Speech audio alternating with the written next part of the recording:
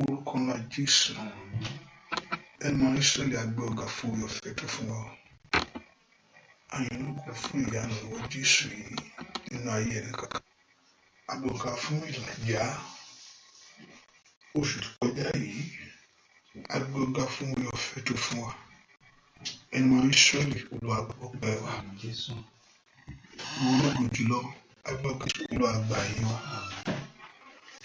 Jésù Olúwa gbọ́ ọpẹ́ wa.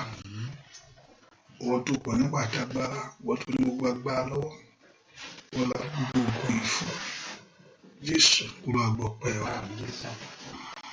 Àwa tàn wá àwa gbogbo wọn sókè sí ìwọ Ọlọ́run Jésù ààrẹ wa Jésù náà wà agbára ńlá Jésù Bujade ní àárọ̀ yìí jẹ́ kí oore ọ̀fẹ́ rẹ̀ dájú fọhùn ìyanu jáde fún agbára jáde a ó yọ lógo a ó sì gbé ọ̀gá láì lórúkọ Jésù Kristi olóòtú ìgbàlà wa àmín. Ní ká bẹ̀rẹ̀ sí pọ̀ fún ọ̀fẹ́ ńlá tó rọrùn fún ayé ẹ ká gbọ́ fún àánú rẹ̀ sẹ́ ẹ ká bẹ̀rẹ̀ sí mọ rírì orí Ọlọ́run lórí ayé wa ẹ ká gbọ́ fún owó ògo Ọlọ́run ẹ ká gbọ́ fún ẹwà rẹ̀ sẹ́ bẹ́ẹ̀ mọ Ísírẹ́lì ò mọ̀ ṣe owó tó pọ̀ ní pàtàgbára oṣù owó tó pọ̀ ní pàtàgbára oṣù owó tó pọ̀ ní pàtàgbára oṣù owó tó pọ̀ ní pàtàgbára oṣù owó tó pọ̀ ní pàtàgbára oṣù owó tó ní gbogbo agbára lọ́wọ́ oṣù fún ìyanu ìwọ Ọlọ́run fún orí ọ̀fẹ́ tó dájú ẹ ká dúpẹ́ fún orí náà èyí tí Ọlọ́run fún wa èyí tí Ọlọ́run fún ayé èyí tí Ọlọ́run fún iṣẹ́ èyí tí Ọlọ́run fún ọmọ èyí tí Ọlọ́run fún ilé ẹ ká dúpẹ́ fún orí ọ̀fẹ́ ẹ ká dúpẹ́ lọ́wọ́ Jésù ṣe Jésù aláàánú mi ṣe ìwọ olórí ọ̀fẹ́ ayé mi ṣe ìwọ olórí ọ̀fẹ́ ilé mi ṣe We thank you. Wọ́n tó fún mi ní àánú lórí ọ̀nà. You that give me mercy upon my journey. Wọ́n tó ṣàánú fún mi You lórí that ilé mi. bestowed my mercy upon my Wọ́n house. tó ṣàánú fún mi lórí iṣẹ́ You mi. that bestowed mercy upon me Wọ́n upon tó my ṣàánú job. fún mi ní ayé àwọn You that bestowed mercy upon the life of my children. dúpẹ́ lọ́wọ́ I want you to come thanking the Lord. pé Jésù ṣe. Jesus, thank Pé you. Jésù ṣe. Jesus, thank you. Àyàn lógo. We praise you Fún ògo ìwọ for Ọlọ́run. your beauty, for your glory. Àyàn lógo. We thank you Fún àánú ìwọ for Ọlọ́run. your mercy. Àyàn lógo. We thank you Fún ẹwà ìwọ for Ọlọ́run. your beauty. Àyàn lógo. We thank you Fún agbára rẹ̀. for your power. Àyàn lógo. We thank you Fún ògo àti ẹwà for the rẹ̀. beauty and your glory. Jésù mà ṣe. Jesus, thank Ẹ ká you. dúpẹ́ lọ́wọ́ Ọlọ́run Let's yìí. thank this Lord. Ọba tó jẹ́ bí The ìsàlẹ̀ one fún who wa. is our refuge. Ọba tó jẹ́ ibi ààbò The wa. one who is our power. Ọba tó jẹ́ bí ìgbẹ́kẹ̀lé The wa. one whom we trust. Ọba tó fún gbogbo fún The ayé one wa. who gives us everything. Lọ́pọ̀ dúpẹ́ lọ́wọ́ Ọlọ́run yìí. We want you to thank this Pé Lord. Jésù ṣe. Jesus, thank you. Jésù ṣe. Jesus, thank you. Jésù àyàn ọ́. Jesus, we praise you. Jésù àfi ọpẹ́ fún ọ. Jesus, we give you glory. Jésù àyàn ọ́. Jesus, we thank you. Jésù àfi ògo We fún ọ. give you the glory. Àfi ọpẹ́ fún We ìwọ give Ọlọ́run. you the glory. Àfi ìyìn fún ìwọ We give you all Jésù. the honor. Bẹ́ẹ̀ ká bẹ̀rẹ̀ sí dúpẹ́ I ìwọ want you to Ọlọ́run. try thanking this Lord. Bẹ́ẹ̀ ká dúpẹ́ àánú I Ọlọ́run. want you to try thanking this Bẹ́ẹ̀ ká dúpẹ́ Jesus. fún ìṣẹ́gun Thank him for the victory lórí ayé wa. upon our life, Lórí ayé ọmọ wa. upon the life of our Lórí children, ilé wa. upon our Pé household. Jésù ṣe. Jesus, thank you. Ọlọ́run á gbé ọ̀gá Lord, we lọ́wọ́. praise you. Ọlọ́run á fi ọpẹ́ Lord, fún we ọ. give you the praise. Ọlọ́run á fi ìyìn Lord, fún we ọ. give you the praise. Ọlọ́run á fi ọpẹ́ Lord, fún we ọ. give you the praise. Ọlọ́run á fi We ìyìn give fún you ọ. the praise. We thank thanking him. Olúwo tó bẹ̀ ojú kọ́. God is worthy of it. Olúwa ló wà nípa tiwa. God has been for us. Oníbíwá ipò Olúwa tó wà nípa God has tiwa. not been on our Oníkan side. Ísírẹ́lì ò bá wí. Now one may we say, Ẹ̀ka ọba tó wà nípa thank you tiwa. for this God that is on our side. Who has not made it to be Ohun spoiled. ọba tí ò jẹ́ kí bí ayé ṣe rò ó. The one who has not made it to be Kò like jẹ́ kó you. rí bẹ́ẹ̀. God never allowed Kò that. jẹ́ kí ogun. He didn't allow the people of evil world to overcome us. Mo fẹ́ ká dúpẹ́ lọ́wọ́ I Ọlọ́run. want to thank this Lord. Mo fẹ́ ká ronú I jìnnà want dáadáa. you to think deeply. Nínú òkúta wà yìí, In that position you ó fún wa are, ní orí ọ̀fẹ́ ńlá. who was that praise? Nínú òkúta wà yìí, In that position, ó ṣàánú fún wa. He bestowed mercy upon Dúà us. dúà lórúkọ Jésù Kristi. Olúwa wa. Amen. Kò sí ẹni tí Ọlọ́run ò ṣe fún. There is no one that God has not done one or two things for. Tábà rò dáadáa, If you think deeply, orí ọ̀fẹ́ tó fún àwa the grace that He gave some people, kò fún ẹlòmíì. He didn't give some. There is certain nǹkan kan wà nínú ayé wa tọ́lọ́run ṣe fún wa. There are things in our life that God did. Ìjẹ́ pé ẹlòmíì ó ń gbàdúrà fún mi. That some are still praying for it. Lóòótọ́ àwa náà tún ń béèrè fún nǹkan kan míì náà. Surely we are asking for something. So gbogbo wa la jẹ́ lọ́pẹ́.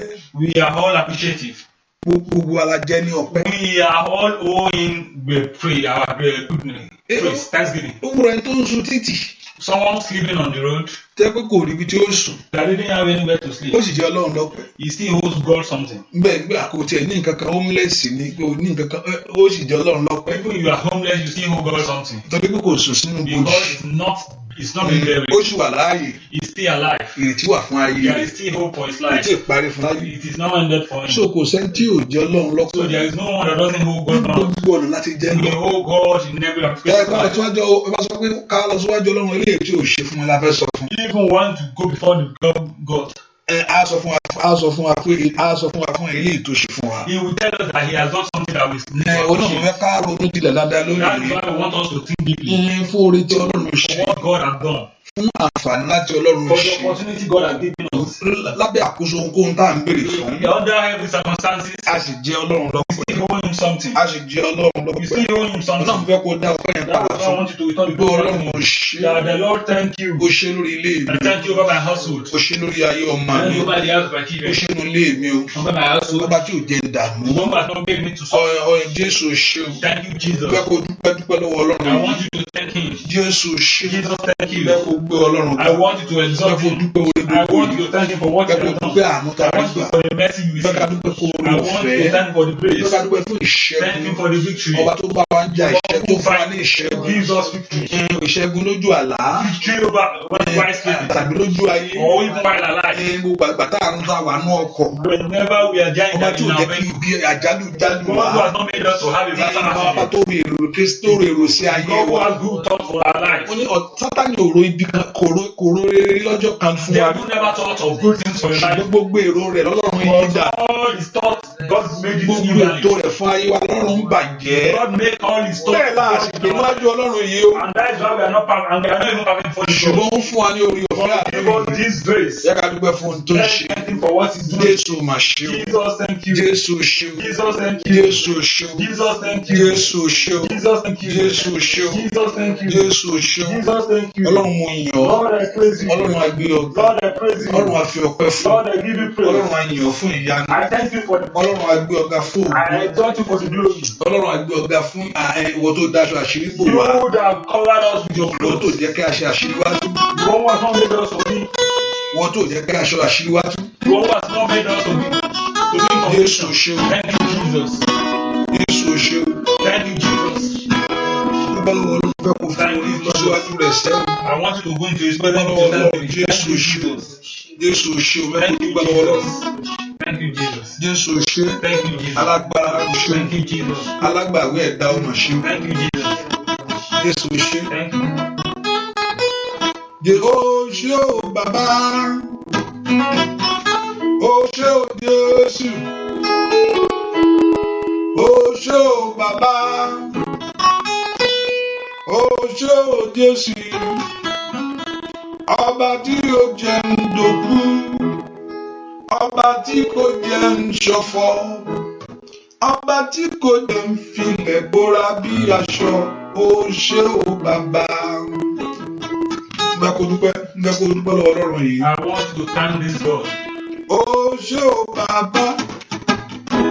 Ó ṣé o Jésù. Ó ṣé o bàbá. Ó ṣé o Jésù. Ọba tí ó jẹ́ ń lò. Ọba tí kò jẹ́ ń ṣòfò. Ọba tí kò jẹ́ ń filẹ̀ bóra bí aṣọ. Ó ṣé o bàbá. Óyá ó ṣé o bàbá. Ó ṣé o Jésù. Ó ṣé o bàbá.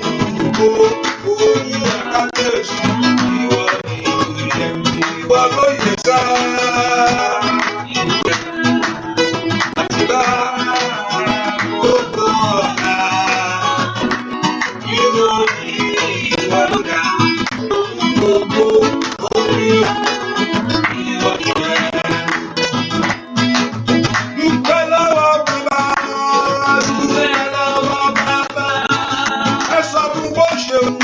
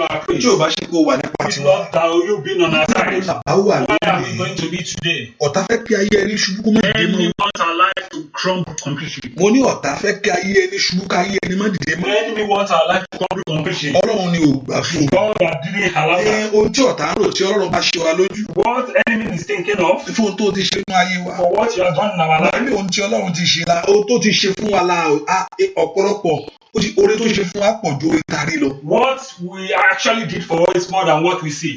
Oore tí Ọlọ́run ṣe fún wa tó ṣe inú ayé wa ó pọ̀ ju oore tàrí lọ. What God has done for us is more than what we see. Ohun tàrí yẹn la kàn ń wò ṣùgbọ́n. The only care about what we see sometimes. Ojoojúmọ́ là ń sùn. Every time we sleep. Nígbà tá a sì sún àti mọ́ bí tá a wà. And when we sleep, we don't know where we are again. Bẹ́ẹ̀ ni ọ̀pọ̀lọpọ̀ ẹ̀mẹ́ àmọ́ bí tá a wà. We don't know where we are again. Ṣùgbọ́n Ọlọ́run tó dúró tì ọ́. But God who stands with you. Ẹni tí ń pa ọmọ tì í tò. The one who keeps us and never slumber. Ẹni tó dá igun dúró lórí ayé rẹ̀. The one who puts an end to battle in your life. Wọ́n bá ní mo ṣe.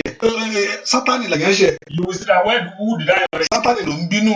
Who is Sátánì ni ọ̀tá wa gan. Satan is our enemy. Ó sì lè pa wa ní gbogbo And ìgbà. he's running after us every Bẹ́ẹ̀ni time. pé ó ń búra múra wọn bíi kìnìún. A wounded lion. He's growing like a wounded lion. Ó sì wá ẹni tí ó pa And ìgbé. he's looking for wood. Tàbí every day is seeking for someone. Ní gbogbo ọ̀nà lójoojúmọ́ ló ń wá èèyàn kiri.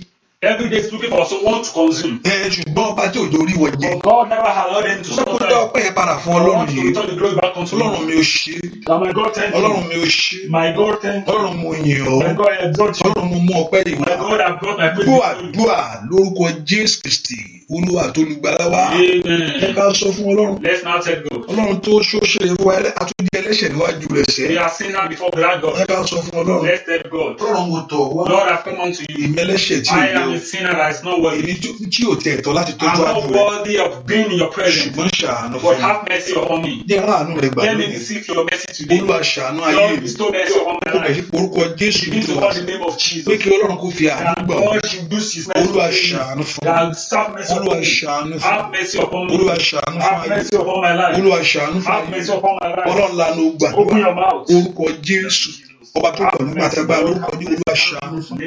Olúwa mo fẹ́ àánú rẹ̀ Jésù ní kàtórí àmà kóso torí àmà kábra ó sàkáyàbá ẹ pé orúkọ Jésù dáadáa mọ Ọlọ́run mo fẹ́ àánú rẹ̀ mo fẹ́ ní orúkọ Jésù Olúwa ṣàánú fún mi. Ẹ sọ fún Ọlọ́run lọ́wọ́lọ́wọ́ níbi tẹ́ wà ní Ọlọ́run ṣàánú fún mi. Olúwa ṣàánú fún ayé mi ojú òwúrọ̀ tì mí. Olúwa ṣàánú fún mi mọ́ ìṣẹ́ mi kúrò gbogbo ẹ̀ṣẹ̀ gbogbo níwájú rẹ̀ gbogbo. All my sin before you, let's begin to ask the Lord. The Lord Jehovah God forgive every sin in our life. Ẹ pé orúkọ Jésù makoko rapa soto yama azakayaba le prondo suko toliaba. Ẹ pé orúkọ Jésù gbogbo ẹ̀ṣẹ̀ mi gbogbo Olúwa dáríjì ẹ sọ fún Ọlọ́run ọba tó pọ̀ nípa tí agbára mi kó dayanama ó so tó lè máa rabayé. Ẹ pé orúkọ Jésù Olúwa dárí ẹ̀ṣẹ̀ mi jì mí èmi ẹlẹ́ṣẹ̀ tọ̀ wá o èmi tí ò yẹ mi sí kò tó rí àmàzú tayaba èmi ẹlẹ́ṣẹ̀ tọ̀ ìwọ Ọlọ́run wá ẹ pé orúkọ Jésù Olúwa ṣàánú fún mi mekamba oṣù tó lè àmà ẹ pé Olúwa ṣàánú fún mi dárí ẹ̀ṣẹ̀ mi jì mí gbọ́ àdúrà lórúkọ Jésù Kristi Olúwa wá Olúwa fi ẹ̀jẹ̀ rẹ̀ pẹ̀ ẹ̀ṣẹ̀ mi rẹ́. Use your blood to wipe out my sin. Olúwa fi ẹ̀jẹ̀ rẹ̀ pẹ̀ ẹ̀ṣẹ̀ mi rẹ́. Use your blood to wipe out my sin. Gbogbo ohun tó olùfisùn lò lórí ayé mi. Everything my accuser is using against my life. Olúwa fi ẹ̀jẹ̀ rẹ̀ parẹ́ Use lónìí. your mercy to wipe it out. Ohun tí olùfisùn lò tó lò nínú ọ̀ràn mi. Whatever my accuser is using against my enemy. Ohun tí olùfisùn lò nínú ilé mi. Everything your accuser is using against my Olúwa house. fi ẹ̀jẹ̀ rẹ̀ pa ẹ̀ṣẹ̀. Lord, use your blood to wipe it out. Ìwọ ẹ̀jẹ̀ Jésù. Blood of Jesus Christ. Bóyá pa ẹ̀ṣẹ̀ mi rẹ́ lọ́wọ́. Wipe out my sin. Ìwọ ẹ̀jẹ̀ Jésù. Blood of Jesus. Pa ẹ̀ṣẹ̀ mi Forgive lọ́wọ́. my sin. Ẹ̀jẹ̀ Jésù. Blood of Jesus. Pa ẹ̀ṣẹ̀ mi lọ́wọ́. Wipe out my sin. Ẹ̀jẹ̀ Jésù. Blood of Jesus. Pa ẹ̀ṣẹ̀ mi lọ́wọ́. Wipe out my sin. Ẹ̀jẹ̀ Jésù. Blood of Jesus. Pa ẹ̀ṣẹ̀ mi Wipe lọ́wọ́. out my sin. Mọ́lọ́n lanu Can you gbàdúrà. open your mouth and pray? Orúkọ Jésù mo kó dayadaba mo sùn torí àmà kàdáyàbá lè torí àmà ó brando sí kẹtẹlẹbọ bàkàndórí àmà ó sùn torí àbágáyàbá ẹ̀jẹ̀ Jésù pa ẹ̀ṣẹ̀ mi rẹ́. Ẹ pé orúkọ Jésù dáadáa that the blood of Jesus wash away our sin. Every sin in our life, every sin in our heart, every sin in our life, gbogbo ẹ̀ṣẹ̀ gbogbo maye torí àmà ó sọ torí àmà kúndórí àbò. Ẹ pé orúkọ Jésù makoto lè máa sẹ́ńtẹ̀lẹ́bọ̀. Ẹ pé orúkọ Jésù makondo yanama anzẹ̀dẹ̀lẹ́bọ̀. Lẹ́ńtẹ̀lẹ́ àmà kó ṣàǹdẹ̀lẹ́bọ̀ kó pẹ́ẹ́rì sáyàbá. Ẹ pé orúkọ Olúwa fi ẹ̀jẹ̀ ńlá rẹ̀ pa ẹ̀ṣẹ̀ mi rẹ́. Olúwa fi ẹ̀jẹ̀ ńlá rẹ̀ pa àṣírí mi rẹ́ gbogbo àṣírí gbogbo èyí tí ò jẹ́ kí n rí àánú rẹ̀ gbà.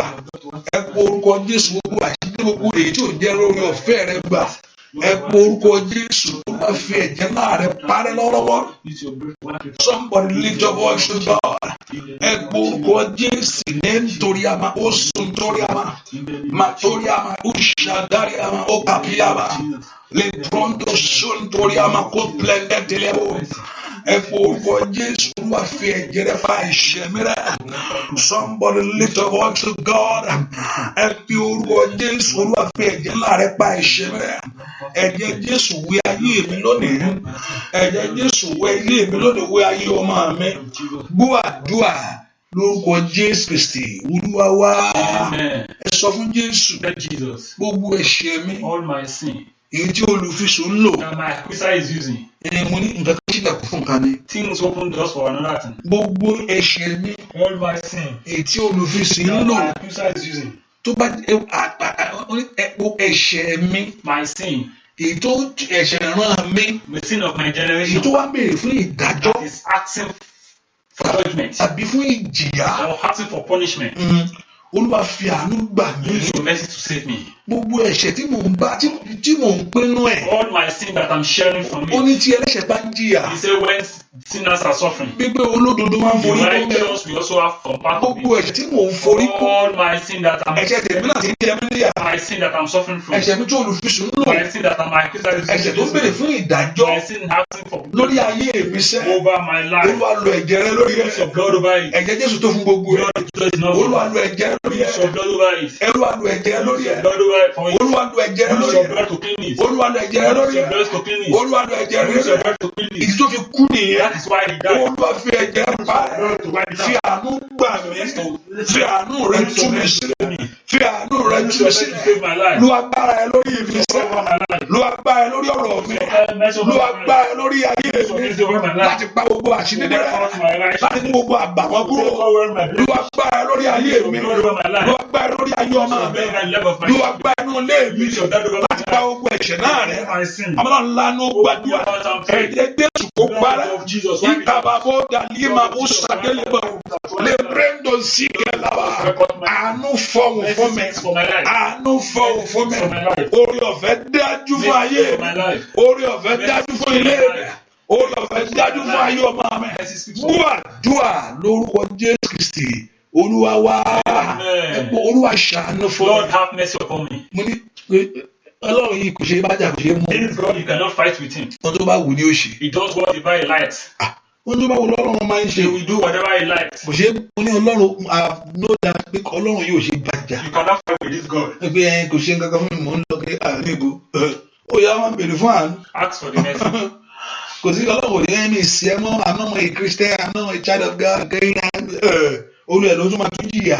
You will suffer when you say you are not even belonging to him. Olónìyàn ṣé èèyàn ló nira ẹ̀ ni? He owns you. Ṣé èèyàn ló nira ẹ̀? He owns you. Èèyàn kọ́ ló nira ẹ̀. You don't own yourself. Olónìyàn ó tún bá sì wùyàn ló lè fi ṣe. He does whatever he likes with you. Ṣùgbọ́n òun sọ pé òun fi ayé ẹ̀ dára But rẹ̀. he says he's going to decide your life with you. Ohun tó bá wù Ọlọ́run ni ó ní amọ̀kòkò kí ló ń fa amọ̀kòkò ló ń fi àkókò tó bá wù ló fi ìkòkò ṣe. He will surely decide your life with whatever he likes. Ohun tó bá wù ló máa ṣe. He does whatever he likes. Ẹ̀ńtán bí láfọ́jú wọn ní ṣàbẹ́ ló ṣe tàbí ya ẹ̀. Someone who was born blind Tó was fi wọnú ìyá inú ayé. Why he born blinded? Ó sọ pé kò sẹ́ni kankan. He said nothing happened. Àwọn ní àbáwọn ní ẹni tó fọ́ lójú láti kékeré tó ń bímọ tó fọ́ ṣé bàbá ẹ̀ ló ṣe tàbí ìyá ẹ̀ ni. He said who is the one that will get offended? Kí ni èsì Jésù ní kò sẹ́ni kankan. And Jesus said there is no one. Bí ògo Ọlọ́run lè dín màá Just for ayé the ẹ̀. glory of God to be made known. Ẹ wo orúkọ Jésù. Call upon the name of Jesus. Kí ni kò sẹ́ni tó ṣẹ̀. There is no one Bẹ́ẹ̀ náà that ni kí ni kò sí kankan. Ẹ wo orúkọ Jésù Call sẹ́. upon the name of Jesus. Olúwa ṣàánú fún Lord mi. have mercy upon my life. Mo tọ̀ wá ní I bàbá. have come unto you. Jẹ́ láàánú gbà. Let me receive your blessing. Ọlọ́run àánú. God of mercy. Fi àánú wo ọ̀rọ̀ ayé Use your mi. mercy to solve my problem. Ọlọ́run àánú. God of mercy. Fi àánú ńlá rẹ gbà mí. Use your mercy to save me. Fi àánú ńlá rẹ bá Use ayé your mi. mercy to save my life. Ọlọ́run àánú. God of mercy. Ṣàánú fún Have mi. mercy upon me. Ọlọ́run àánú. God of mercy. Ṣàánú Have fún mi. mercy upon me. Ọlọ́run àánú. God of mercy. Fàánú fà mí Use dìde. your mercy to save my life. Ọlọ́run àánú. God of Fi mercy. àánú ńlá fà mí padà. Use your mercy to redeem my life. Ọlọ́run àánú ńlá. Great Ó yá fi mercy. fa ayé mi Use it to save my life. Ọlọ́run àánú. God of mercy. Fi àánú gbà mí nínú Use your ìyà. mercy to save my life. Ọlọ́run àánú. Lord of mercy. Fi àánú bò mí láṣìírí. Use your mercy to cover Ẹ my fi shame. orúkọ Jésù. Call upon the name of Jesus. Ìwọ àánú Ọlọ́run máa bọ̀ wá. The mercy of God speaks for me. Ìwọ àánú Ọlọ́run máa bọ̀ The mercy wá. of God speaks for me. Ìwọ àánú Ọlọ́run máa bọ̀ The wá. mercy of God speaks for me. Ìwọ àánú Ọlọ́run máa bọ̀ The lórí mercy ayé. of God speaks upon my life. Ìwọ àánú Ọlọ́run máa bọ̀ lórí iṣẹ́. Speak upon my job. Ẹ fi orúkọ Call upon the Jésù. name of Jesus. Olúwa fàánú gbà Use mí. your mercy to save me. Ó dá kí n dìde kí n nà ó. Cause for me to arise. Ó dá kí n ṣeré láyé. For me to Ó dá kí ọwọ́ mi tẹ̀.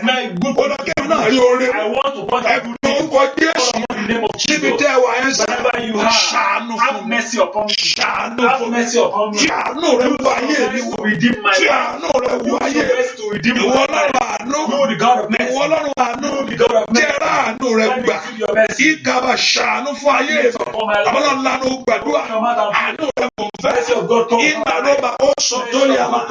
Lè prendo síkò tó lé àmà. Lè prendo síkò tẹ́lẹ̀bọ̀. Dúà lórúkọ Jésù Kristi. Olúwa wa. Amen. Yẹ kánú mi kò ṣe ọ́ o. Olúwa wá ṣòun ayọ̀ fún mi. Bàbá kó ṣàánú fún ọ̀sẹ̀. Tell him to have mercy upon you. Mo ní ọ̀pọ̀lọpọ̀ tó kú sínú ìyàwó àwọn. Many died in their poverty. Gbàmí tó wá débì kan gbàmí wá gbà á ṣáwọn èèyàn nílé yìí tó wà. When you see some people, sometimes you say, are these people human beings? Ìyàwó àná ayé yìí o. They have that sufferings. Ọ̀pọ̀lọpọ̀ àmì ìṣe jẹ́ ìyá ẹni And dọ́sìn. some are really suffering. Lójú dọ́sìn máa ṣe mu. They are really suffering. Ó ti fi pálí kankan láti mu. Even they are really suffering. Ṣùgbọ́n ọba tí ò jẹ́ kí ìyá jẹ wọ. But God who has not made Ẹ you forúkọ suffer. Jésù àánú ló ṣe fún ọ. Have mercy upon me, Lord. Àánú ni kò ṣe fún ọ. Have mercy. Jẹ́ kánú mi kò ṣe ọ́. Olúwa wá ṣòun ayọ̀ fún mi. Bàbá óyá óyá óyá. Jẹ́ kánú mi kò ṣe ọ́. Olúwa wá ṣòun ayọ̀ fún mi. Bàbá jẹ́ kánú mi kò ṣe ọ́. Ẹni tó dá mi. Wá ṣòun ayọ̀ fún mi. Bàbá mi sá jẹ́ kánú mi kò ṣe ọ́.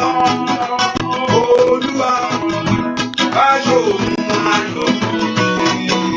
Bàbá jẹ́ kánú mi kò ṣe ọ́. Lórí ayé mi, lórí ayé àwọn èèyàn, lórí ayé ọmọ wọn gbogbo, lórí iṣẹ́ wọn, lórí ẹ̀mẹ̀ gbogbo.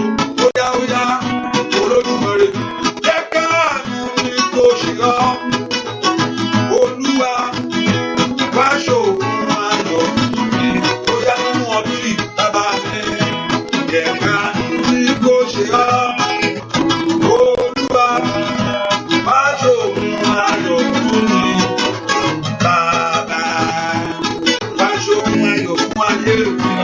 Nínú ọdún yìí bàbá mi wá ṣòun ayọ̀ fún mi. Bàbá lórí ọmọ gbogbo, lórí iṣẹ́ wọn, bóyá oníwájú òun ayọ̀ fún mi. Bàbá oníwájú òun ayọ̀ fún ilé wa. Nínú àdúrà bàbá mi oníwájú òun ayọ̀ fún mi. Bàbá oníwọlọ́run kó ṣàánú ayé rẹ̀ o. Ó fi kàtẹ́ fi sẹ́. Olú ayé rẹ̀.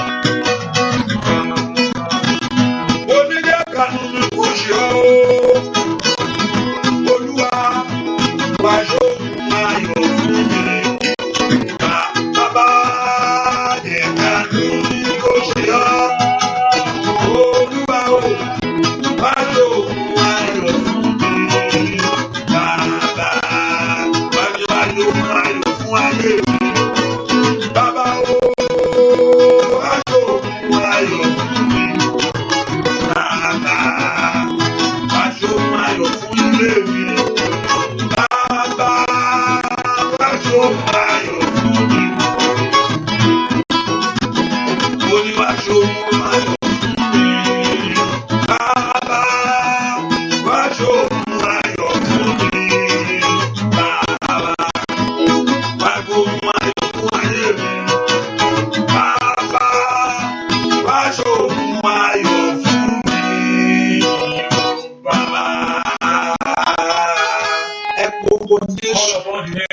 Olúwa ṣàánú fún mi. Have mercy upon Pé me. kò béèrè fún àánú yẹn. I want you to ask for that mercy. Wọ́n lẹ̀kùn rí mi ṣí sílẹ̀. You, my door of goodness, open for me. Olúwa ṣàánú fún mi. Have mercy upon me. Gbè mí níjà sẹ́. Fight for me. Olúwa ṣàánú fún mi. Have mercy upon me. Ẹ kó orúkọ Call Jésù. upon the name of Jesus. Pé kí Ọlọ́run kó fi àánú And wò God, mí. you have mercy upon you. Olúwa ṣàánú fún Lord, mi. have mercy upon me. Ilé ayé mi kó jáde wá. Goodness come in now. Olúwa ṣàánú fún Lord, mi. have mercy upon me. Ìwọ ọ̀nà ìṣeré mi là My lónìí. goodness come upon us. Olúwa ṣàánú fún Have mi. mercy upon me. Ìwọ ọ̀nà àbáyọ mi My ṣiṣẹ́. doors to success open now. Olúwa ṣàánú fún Have mi. mercy upon me. Ẹ pé orúkọ Call Jésù upon the sẹ́. name of Pé Jesus. kí Ọlọ́run kó fi àánú That gbà. God should use mercy upon Pé you. kí Ọlọ́run kó fi àánú gbà That ayé God mi. should use mercy upon Pé you. kí Ọlọ́run kó fi àánú gbà ayé That ọmọ God should rẹ. use mercy upon your Pé life. kí Ọlọ́run kó fi àánú gbà That God iṣẹ́. should use mercy upon Ẹ your pé job. orúkọ Jésù. Call upon the name of Olúwa Jesus. ṣàánú fún Have mi. mercy upon me. Ayé mi ń fẹ́ àánú My rẹ. life wants God goodness. Ilé mi ń fẹ́ àánú My rẹ. job wants your goodness. Ayé ọmọ mi ń fẹ́ àánú rẹ. My children want your goodness. Iṣẹ́ mi ń fẹ́ àánú My rẹ. job wants your Ẹ pé goodness. orúkọ Call Jésù. upon the name of Jesus. Olúwa ṣàánú fún Lord, mi. have mercy upon Ìwọ me. àánú Ọlọ́run máa bọ̀ Mercy wá. of God come upon me. Lórí ọ̀rọ̀ ayé mi. Upon my life. Ìwọ àánú Ọlọ́run máa bọ̀ Mercy wá. of God come. Lórí ọ̀rọ̀ ilé mi. Upon my job. Ìwọ àánú Ọlọ́run máa Mercy bọ̀ of wá. God come.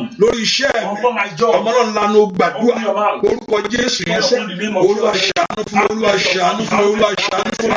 Ojú ògbúdọ̀ tì mí. Ayé ògbúdọ̀ yọ̀ mí. Ẹ pé orúkọ Jésù. Lè parun sóto lé máa ń sóto lé máa ń sóto yá wa. Ẹ pé orúkọ Jésù dáadáa. Lè prendo suntóre máa ń darẹ́bà ó suntóre yá wa. Ẹ pé orúkọ Jésù. Olúwa ṣàánú fún mi. Jẹ́ ráàánú rẹ gbà. Ọlọ́run Ísírẹ́lì jẹ́ ráàánú rẹ gbà. Ọlọ́run Ísírẹ́lì jẹ́ ráàánú rẹ gbà. Ẹ pé orúkọ Jésù. Olúwa jẹ́ ráàánú rẹ gbà. Olúwa ṣàánú fún ìpín mi lónìí. Ìpín mi kó gbà àánú mi kó ní ròrò sẹ́ńtẹ̀lẹ̀ mọ̀. Làpẹ́lá kálábà kó ṣòtò yàrá. Ẹ pé orúkọ Jésù sẹ́. Olúwa ṣàánú fún mi. Olúwa ṣàánú fún ayé mi. Olúwa ṣàánú lórí iṣẹ́ mi. Olúwa ṣàánú nínú ayé àwọn ọmọ mi. Ní orúkọ Jésù kí lè gbogbo kó tó ayé mi wá. Ẹ sọ fún Ọlọ́run mo ń fẹ́ àánú rẹ̀. Olúwa mo ń fẹ́ àánú rẹ̀ mi kó bá roṣù tó yára. Olúwa mo ń fẹ́ àánú rẹ̀ fẹ́ àánú ńlá gbà mí lónìí. Olúwa ṣàánú fún mi kí ayé mi kó padà wá. Kí òkú ayé mi kó wú jáde sọ fún Jésù. Olúwa ṣàánú fún mi. Olúwa ṣàánú fún mi. Búà dùà lórúkọ Jésù sí. Olúwa wá. Ẹ pé orúkọ Jésù. Call upon the name of Jesus. Ẹ sọ fún Jésù sẹ́. Say Jesus. Oṣù mo ní last year verse July wà. There was July last year. Oṣù July ṣe wà. And this year again there is July. Mo ní gbogbo ìgbà tí a ti dábàá ní ẹ̀kọ́ pé Ọlọ́run ká tutù ṣe nìyẹn. God wants us to do it again whenever we remember that. That means pé there is àyè mi tún sílẹ̀ That tó means jẹ́ the bẹ́ẹ̀. opportunity is opened again. Ọjọ́ orí rẹ̀ dàgbà sí. Your age is growing. Bẹ́ẹ̀ ni àyè mi tún sílẹ̀ nìyẹn. And another door opens. Ojoojúmọ́ èní yàtọ̀ sí àná. Today is different from yesterday. Èní ṣí àyè mi ìrìlẹ̀ sílẹ̀ Today opens another door fún ìṣeré. for your goodness. Gbogbo ìgbà tí ẹ bá ti rí ọjọ́ ìní. Whenever you see another day, Àyè mi ṣí sílẹ̀ ni. that is another open door. Àbí kò tí ì tán. That means it's never finished. Kò tí ì parí. That means it's never Ẹ finished. wá orúkọ Jésù. Now call upon the name of Jesus. Gbogbo tó wá ń dí mi lọ́wọ́. Everything disturbing me. Ohun tó jẹ́ bí ìdènà fún ayé mi. Everything acting as delaying. Tó jẹ́ bí ìdènà fún ilé mi. That is acting as a delay. Ohun tó ń dí mi lọ́wọ́ tó jẹ́ tó Everything dènà acting as obstruction for your glory. Olúwa palẹ̀ rẹ̀ mọ́. Lord, put an end to it. Olúwa palẹ̀ rẹ̀ mọ́. Put an end to it. Ohun tó jẹ́ bí ìdíwọ́ nínú ìran. Everything like obstruction Èyí in tó my ní generation ìrànlọ́wọ́. that is Èyí tí ò jẹ́ kí ìran rògbò that lò. is not making me to see my Gbogbo glory. tó ń dí mi lọ́wọ́ sí tí ò jẹ́ kí Everything oore is sí. hiding my glory. Olúwa tẹ̀rí ẹ̀ bá fún mi. Lord, bow them down. Ọyọ́ ọmọ Ọlọ́run lọ sọ́dà Can àdúrà. you open your mouth to Orúkọ pray? Jésù. Everything obstruction Orúkọ my Jésù glory. kàndórí àmàkò brando tó kà yára. Ẹ kó orúkọ Jésù gbogbo tó jẹ́ bí ìdènà fún ọ̀nà mi sí. Gbogbo tó jẹ́ bí ìdèwọ́ tó jẹ́ bí ìdènà fún ayé mi. Ní orúkọ Jésù gbogbo tó jẹ́ bí ìdíwọ́ tàbí ìdènà fún ayé ọmọ mi. Ní orúkọ Jésù gbogbo tó jẹ́ bí ìdíwọ́ àti ìdènà fún ilé mi sí. Ní orúkọ Jésù Olúwa palẹ̀ ìgbàgbà orí àmà ó so dórí àmà. Ẹ̀ndárí àmà ó so dórí àmà kí n tẹ̀lé bàgà yàrá. Gbogbo tó jẹ́ bí ìdènà ti kó àmà ó so dórí àmà kí n tẹ̀lé yàrá. Lè brendo sun tó kó brendo sìkì yàrá. Gbogbo tó jẹ́ bí ìdíwọ́ tàbí ìdènà fún ayé mi sí. Ní orúkọ Jésù Olúwa palẹ̀ rẹ̀ mọ́. Gbogbo tó jẹ́ bí ìdíwọ́ tàbí ìdènà fún ayé mi.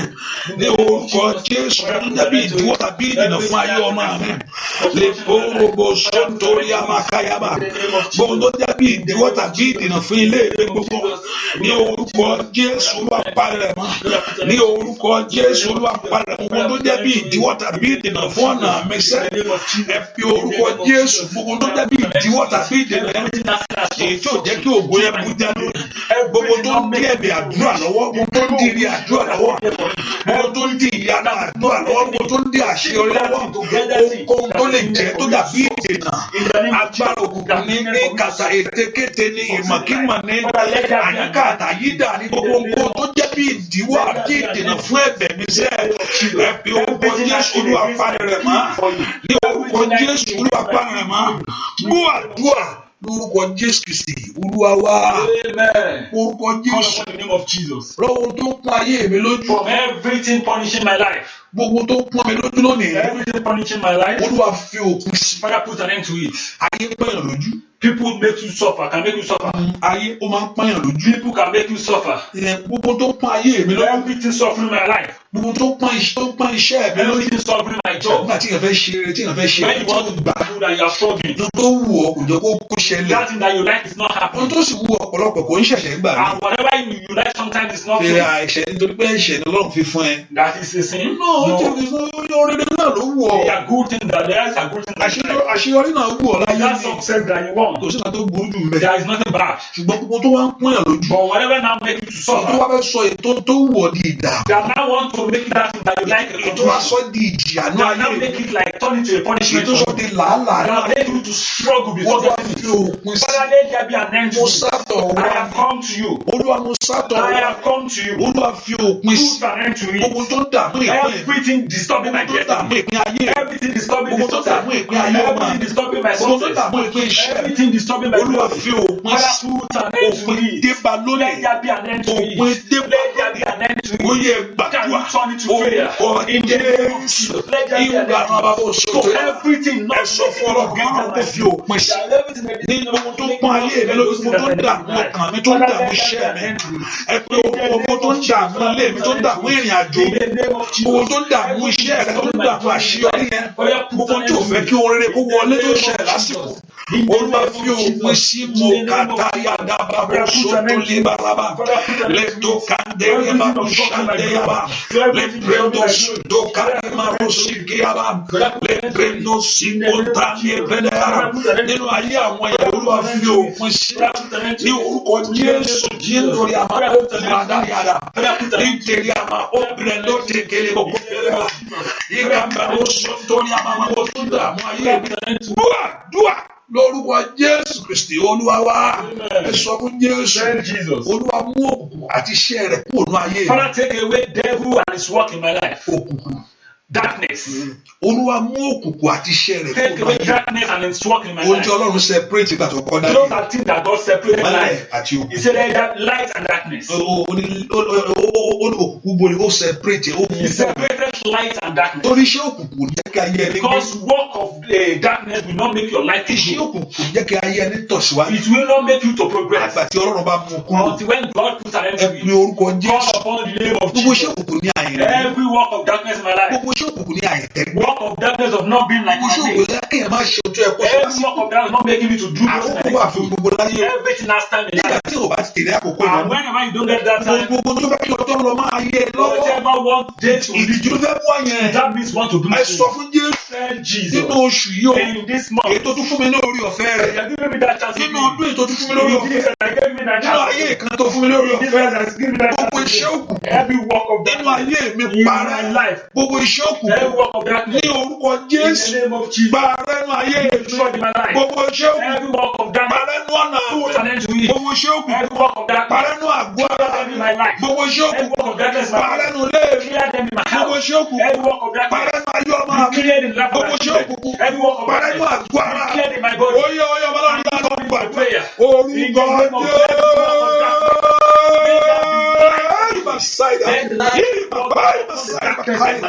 Lórúkọ Jésù parẹ́. Leba laba loba loba loba shitayaba. Lebrendo shikele lobo payaba. Lebrende lima loba loba loba kani baba kaisi taba.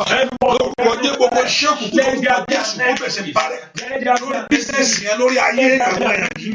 gbogbo iṣẹ́ òkùnkùn lórúkọ Jésù every work of darkness gbogbo iṣẹ́ òkùnkùn lọ́nà mi ní orúkọ Jésù parẹ́ gbogbo iṣẹ́ òkùnkùn lé mi ní orúkọ Jésù gbogbo iṣẹ́ òkùnkùn lé mi ní kàfàtẹ́lì àmọ́ bàràbà dùà lórúkọ Jésù Kristi Olúwa wa ẹnìkan gbàdúrà. Someone should pray. Bá a ṣe ń gbàdúrà ní iṣẹ́ òkùnkùn yẹn. As we are praying against the work of darkness. Ohun tí mo gbọ́ rèé. This is the voice I heard. Sọ fún Jésù. Tell Jesus. Gbogbo iṣẹ́ òkùnkùn tá a fi sí lára. Every work of darkness installed in my body. Ẹgbẹ́ pé wọ́n fi nǹkan pamọ́ sára yẹn. As something is being installed in your body. Gbogbo tá a fi pamọ́ sára yẹn. Every work of darkness installed in my body. Olúwa jẹ́ ó jáde síta. Father, let it come out. Gbogbo iṣẹ́ òkùnkùn tá a fi pamọ́ sára. Every work of darkness installed in my body. Gbogbo tá a fi pamọ́ sí ara. Every work of darkness installed in my body. Jáde síta. Father, remove it. Olúwa lé jáde. Push them out. Ṣèbí Ọlọ́run sọ pé àyà yóò pa àlejò. God says that. Pé àyà yóò pa àlejò. Oh, the stranger shall be afraid. Wọ́n sì bẹ̀rù jáde ibi tó bá sá sí. And they will be rushed out of their Gbogbo iṣẹ́ darkness. òkùnkùn tá a fi sí ara. Every work of darkness put in my body. Jáde. Remove out. Lórúkọ Jésù. Ẹ jáde ọmọ náà lánàá gbàdúrà. Orúkọ Jésù. Kálí ma sáyẹn mi káwọn yẹn ọ̀la. Gbogbo ìṣòro ìdáfẹ́ pamọ́ sí ara mi bàbá. Nítorí àwọn amúmá sábò tó fi pamọ́ sí ara rẹ̀. Ìkàpá tó tẹ̀lé àmọ́ gbogbo àgọ́ òkùnkùn ká gbé wọ̀ fún ọ. Lè brando suntori àmà màmá. Jáde lórúkọ Jésù. Ìbáraẹni sọ̀tọ̀ tó. Mẹ́nẹ́nẹ́mẹ́nẹ́ sọ̀tọ̀ tẹ̀lé bẹ́ẹ̀ bẹ́ẹ̀ bọ̀. Lè brando gbàdúrà gbogbo ìṣòro ìdáfẹ́ sí ara mi. Gbogbo ìṣòro ìdáfẹ́ sí ara mi. Gbogbo ìṣòro ìdáfẹ́ sí àgọ́ ara mi. Gbogbo ìṣòro ìdáfẹ́ sí àgọ́ ara mi. Jáde. Lè pàdé ó ní àmàkàpà lẹ́kìá. Lórúkọ Jésù ni. Sọ pé ní orúkọ Jésù kò jáde. Sọ pé ní orúkọ Jésù kò jáde. Lórúkọ Jésù jáde. Gbogbo ìṣòro ìdáfẹ́ sí àgọ́ ara mi. Ní orúkọ Jésù jáde. Ìṣẹ́gun mi gàtàgàtà kó ṣẹlẹ̀ lónìí. Ìṣẹ́gun kó fara lónìí. Ìṣẹ́gun mi kó di ìmọ̀ fún mi lónìí. Ìṣẹ́gun mi kó di ìmọ̀ fún mi lónìí. Ìgbà bàbá lórí ogun àdúrà lórúkọ Jésù Kristi. Olúwa wa ogun ayé mi. Máa jáde lọ o. Ogun ayé mi. Máa jáde lọ. Jáde o. Nínú ayé aláṣẹ ibẹ̀ lórí òjáde. Óyá. Ogun ayé mi. Máa jáde lọ. Ogun ayé mi ní ìgbàdúrà. Máa jáde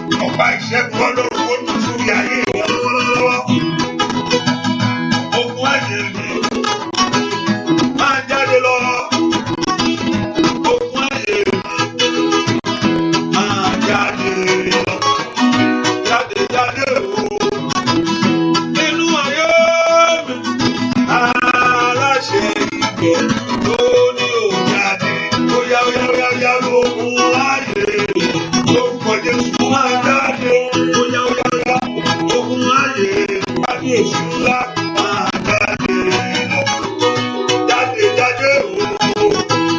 nínú ayé ìgbàsáyà alájẹ ìgbẹ́ o ẹlẹ́dúrádó bàbá bó ṣàtẹ̀yàmà lókun ayé nàkírà máa jáde lọ.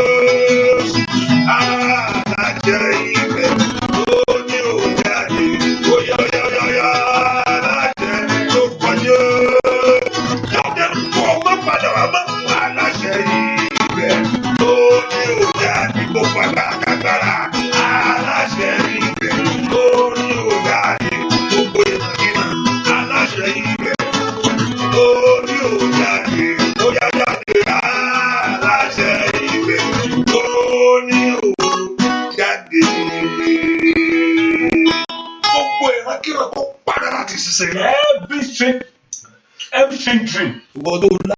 If you dream, you still dream this morning, you still dream this morning. But I'm speaking to someone now. Like 3 days ago, o lálàá kan ìgbọ́n kò lè mọ̀ pé òun bá sọ̀rọ̀. But for you to know I'm talking to you. aláìwò tó wá fi lọ èèyàn. You now even tell somebody about that dream. O ti bá èèyàn sọ nípa. You have discussed that dream with somebody. bó ṣe ṣe èèyàn lórí ẹ̀ sọ nípa aláìfẹ́ yẹn. Call upon somebody and told him. Gbogbo ẹ̀rù lórí ayé rẹ̀ kó para. Every fear upon your life may then disappear. Gbogbo ìmọ̀ lórúkọ Jésù kó para. All the thoughts of it may then disappear. Má bẹ̀rù, Olúwa wà pẹ̀lú rẹ. God is with you. Má bẹ̀rù, Olúwa wà pẹ̀lú rẹ. God is with you. Olúwa sì fún ọ ní ìṣẹ́gun ní gbogbo ọ̀nà. God will give you victory. Ìránkíran ètékété kò ní ṣe lórí ayé. Every strange dream will not come by orúkọ Jésù ṣe. Àní Olúwa gbogbo tí ayé fi sí ní àgọ́. Whatever dream is stored in my body. Ohun tó fi pamọ́ síbẹ̀. Whatever is hidden in my body. Ohun tó fi pamọ́ síbẹ̀. Whatever is hidden in my body. Ohun tó fi pamọ́ sínú ayé rẹ. Whatever they are put in my body. Ohun tó fi pamọ́ sínú àgọ́ ara rẹ. Whatever they are put in my body. Ohun tí ọ̀tá fi pamọ́ síbẹ̀. Whatever enemy has put in my body. Olúwa lé jáde. Push them out. Olúwa lé jáde. Push them out. Jó jáde lónìí. Let them come out now. Ìbẹ̀rù bojú kó mú. Let their fear ó dínà fún. Let it become fire. Ayé ò ní gbà ọmọ gbàgbà. Ó yẹ kọ́nà ńlá ló gbàgbà. Orúkọ Jésù. Màtó paroso tó lé amakadayaba. Lè brendo suka tẹ́lẹ̀ magaya. Gbogbo tó fi pamọ́ sínú àgọ́ ara mi. Gbogbo tí ọ̀tá fi pamọ́ sí. Ní orúkọ Jésù. Gbogbo tí ọ̀tá fi pamọ́ sínú àgọ́ tó fi pamọ́ sínú ayé mi. Ní orúkọ Jésù. Lè jáde, lè jáde, lè jáde, lè jáde, lè jáde, lè jáde. Lè porobo tó kéré bá kàtà. Lè mbrongo sun tó kéré mbraka poraba. Le prendo sikendele wa kondregebo. Tó fàyè fi pamọ́ sí ìrìn àjò rẹ̀ ní orúkọ Jésù ní kétorí àmàkóso lìtẹ̀rẹ̀ àbàgàbà wọn tó fi pamọ́ sínú àgbà nínú ayé ọmọ yẹn lórúkọ Jésù kó jáde gbúàdúà lórúkọ Jésù Kristi Olúwa wa. Mẹ́kò gbàdúrà ẹ̀ lẹ́ẹ̀kan sí. I want you to pray once more. Kí Ọlọ́run sì fún ọ ní ìṣẹ́gun. And that God should give you victory. Kò dá kí ayé ẹ lé gbé ayé ìnira. It is not good for you to live in suffering. Bẹ́ẹ̀ ni kò ṣe kí ọjọ́ aláàárẹ̀ bàjẹ́. And it's not good for your tomorrow not to be good. Ìdí tí there are many reasons wọ́n bá ní kí yẹn gbàdúrà there are many reasons to pray. When you are asked to pray, there are many reasons to it. Kí yẹn súnmọ́ Ọlọ́run. Or when you are told to go nearer God. The life of someone that is I don't need to go there. I mean ìfẹ́ mi dárúkọ ẹni. Ó mú mi pé inú ìgbà tí àkókò yẹn bá dùn nísinsìnyí. It tells me the experience I have. It's not the final. Kò ṣe final. Even tí ayé yẹn bá dùn nísinsìnyí. Even when your life is good now, that is not the final. You are not yet at it. Kí n gbádùn gbogbo nǹkan lọ déédéé ṣe ṣe gbogbo ọ̀làwà mẹ́ o. Even if your now is good, you not rest. Tó o ti ẹ̀fẹ̀ ní ẹ lọ lọ́run. When you fail to tell God about ọ̀la rẹ̀ ń kọ́. What of your tomorrow? Ta ló mọ̀ ọ̀la? Who knows tomorrow? There are many reasons to pray, to seek the face of God at all times. Ìdí ní ìlànà gbọ́dọ̀ wọ́jú Ọlọ́run. Ọ̀pọ̀lọpọ̀ you see them that they are celebrating them. Ojú ẹ̀ndì wọn kò dé kí wọ́n ṣe nǹkan gidi o. You see some people being celebrated, one area is no good. Ṣùgbọ́n Ọlọ́run ló máa ń tún ayé yẹn ṣe dáadáa. God restores one life. Nígbà tí n bá fi ọ̀rọ̀ ẹ̀ lọ. When you tell him about your life. Mo ní kò yẹ kí yẹn dààmú. You will not make it to suffer. Mo fẹ́ kó orúkọ Jésù Call upon the name of Jesus. Mo sì ní ìgbàgbọ́ pé ìṣẹ́gun yẹn yóò ṣẹlẹ̀ ní And àgbára I yẹn. know that victory will come. Gbogbo tó ń dààmú ní àgbára yẹn yóò jáde. Everything that is destroyed will come Gbogbo out. tó jẹ́ ìbànújẹ́ yẹn yóò parẹ́. Everything known as Torí poverty pé will ohun tó Olúwa lè ṣe ni. What is God can do. Mo fẹ́ kó orúkọ Jésù Call yẹn upon dá. the name of Jesus. Mo fẹ́ kó pé ní orúkọ Jésù. Of Jesus. Gbogbo tó àfipamọ́ sí mi ní àgọ́ ara. Everything is stored in my body. Ẹlòmí microscope kò lè rí.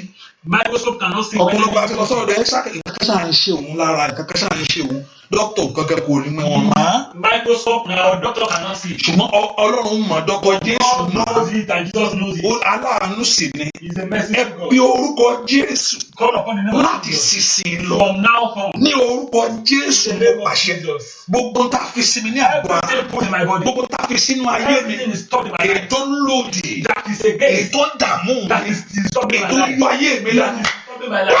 Olúwa Hear the voice ní of orúkọ Jésù. Jesus. Jáde pátá. O gbúdọ̀ padà wá mọ́. Must not come back. Jáde pátá. O gbúdọ̀ padà wá mọ́. Must not come back. Jáde pátá. O gbúdọ̀ padà wá Must mọ́. not come back. Jáde pátá. O gbúdọ̀ padà wá mọ́. Kò ń lànà lónìí. Àwọn ọlọ́run ló gbàdúrà. Orúkọ Jésù. Iná yamamo kaberu sẹ́ńdọ̀ rakatayaba. Ohun tá a fi pamọ́ sí mi nínú ayé mi, tá a fi pamọ́ sí mi ní àgọ́ ara. Ìta fi sí ara mi. Ìkòtòlì àná tatatatatatatata.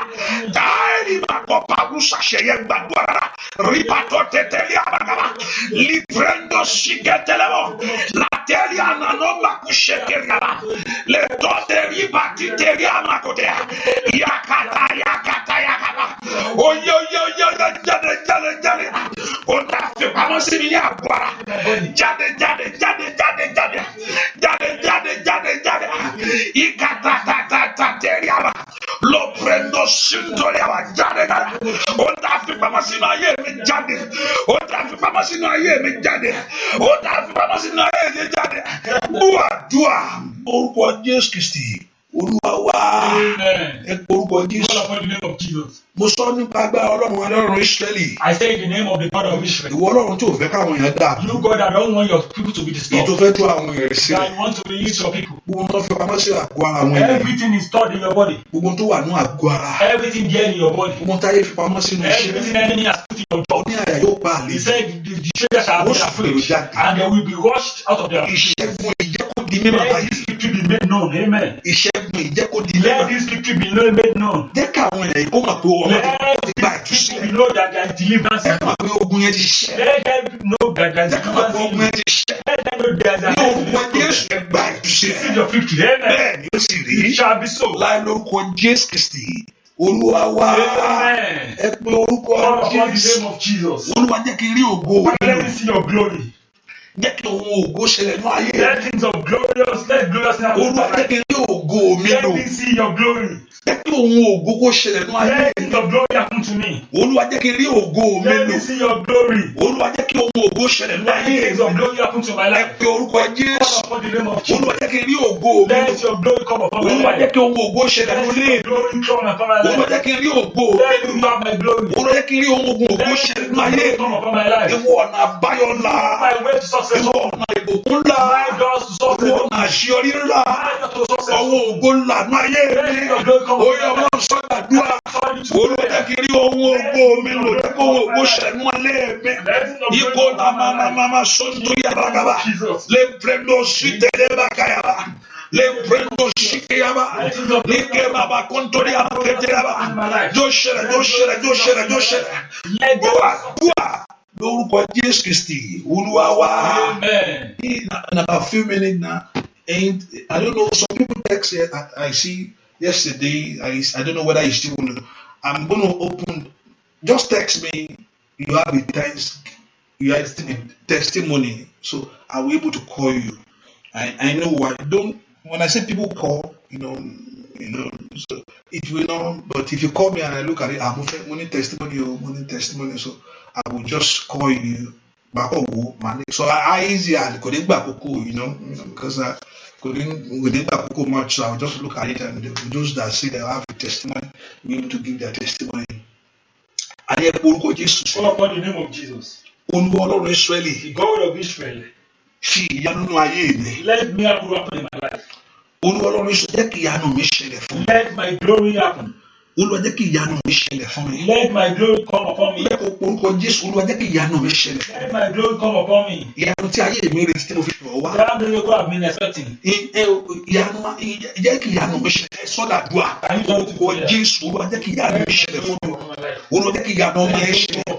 Ìyanu ọkọ yẹn kó ṣẹlẹ̀, ìyanu ìwòsàn yẹn kó ṣẹlẹ̀ fún mi, ìyanu yẹn kó ṣẹlẹ̀, ẹ̀kọ́ ìyanu yẹn lórúkọ Jésù, ìyanu yẹn kó ṣẹlẹ̀ fún mi, ìyanu àṣeyọrí yẹn kó ṣẹlẹ̀ fún mi, ìyanu pípẹ́rù yẹn kó ṣẹlẹ̀ fún mi, ìyanu orúkọ Jésù bùkún, ìyanu bísíǹsì yẹn kó grow, ìyanu àṣeyọrí yẹn lórúkọ kébì náà ló ń rere ṣe, kébì náà ló ń tọ́ka sí, ìyanu yẹn kó ṣẹlẹ̀ fún mi, ìyanu ìwòsàn kó ṣẹlẹ̀ fún mi, ẹ pe orúkọ Jésù, ìyanu kó ṣẹlẹ̀ fún mi, ìyanu mi kó ṣẹlẹ̀ fún mi.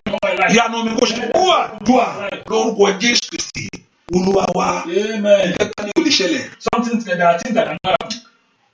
As long tí Ọlọ́run sì mú ayé ètò. As long as life acts things. Ọ̀nà ò lè dí mọ́ ọjọ́. There won't be an end today. Àṣẹ Ọlọ́run ni. Is the authority of God. Kí ọjọ́ máa yọ ọjọ́ kan. That for a day not to come. Àgbàtí Ọlọ́run bá fi ogun èso pin nìkan. Until when God put an end to the life. Ọ̀nà Sátánì kò bá dájú pé láti dé ọ̀nà mọ́jọ́ láti jọ yìí. Devil does not have power on that. Ọ̀nà ò lè dí mọ́jọ́. There cannot be an end to the day. Ẹ wá pe orúkọ Jésù. Now call upon the name of Jesus. Ìwọ Ọlọ́run tí ò bá jẹ́ kí ọ̀nà dí mọ́jọ́. If you don't allow the day to come to an end. Lórílẹ̀-èdè tí mo wà yìí. In this country I am. Ìwọ ọ̀nà bẹ̀rẹ̀ sí là fún ayé. Let there be an open door for me. Ìwọ ọ̀nà bẹ̀rẹ̀ sí là fún iṣẹ́. Let there be an open door for my job. Ìwọ ọ̀nà ògo là fún mi. God's glory let's come upon my life. Ìwọ ọ̀nà àbùkún là fún mi. Success come upon my life. Ìwọ ọ̀nà là fún mi. Let there be a door. Ìwọ ọ̀nà là. Let there be a door. Ọ̀nà là. Let there be a way for me. Ìwọ ọ̀nà ṣeré là. Come upon me like. Ìwọ ọ̀nà ṣẹ́yẹ là. Success Ní come upon me. orúkọ ẹ̀pọ̀ orúkọ Jésù. Tí ọ̀nà ọ̀bá dí mọ́jọ́. Tí ọjọ́ bá mú ògo tiẹ̀ jáde. Èmi náà ògo mi jáde. Ògo ayé mi jáde síta. Ògo ọmọ yẹn jáde síta. Ògo ọkọ mi jáde síta. Ògo aya mi jáde síta. Ògo ìdáwọlé mi jáde síta. Tí ọ̀nà ọ̀bá dí mọ́jọ́. Ó yẹ ọ̀nà mi jáde wá. Ó kà tó ní àmọ́ ọba náà ló gbà ọ̀nà ò lè dí mọ́jọ́. Ọ̀nà òwúrọ̀ dí má mi. Ọ̀nà òwúrọ̀ dí mọ́jọ́. Ọ̀nà òwúrọ̀ dí má mi. Ìkàbà kó dárí àbá kó so torí àbá. Le prendo shikeyaba.